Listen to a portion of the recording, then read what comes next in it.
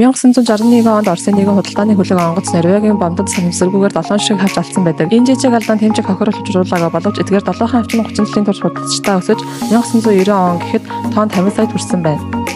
Яагаад гэвэл энэ амьтны үржлийн чадвар нь үнэхээр сайн. Мөн гүн далайд амьдардаг хавчинд ямар ч тайсан байхгүй. Норвегийн хүйтэн уурын амьсгал нь тэдний хувьд амьдрах үнэхээр таатай газар юм.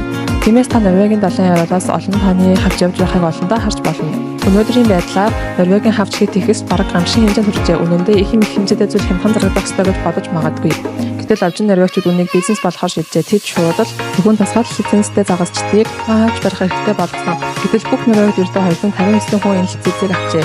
Энэ байдлаас болж зах зээл дээр хавч улам бүр өнд орж ирсэн. Үүнээс гадна хавч 850 метрийн үнд амьдардаг тул хавч барих нь маш хүнд аюултай ажил. Хавч барих ажлын цалин сар 100,000 $10 хүрсэн ч амь насанд эрсдэлтэй тул тийм ч олон хүн хийхийг хүсдэггүй. Ажил хүндээс гадна хавчийг амьдаар нь тэрвэрлэх зардал маш өндөр. Эдгээр хүчин зүйлс нь хавчны үнийг галзууртал өсгөж нэг ширхэг нь 3,000 $3,000 хүртэл хүрсэн байна. Гэвч хавч мах багтай хүмүүс болдог хөлийг хийдэг.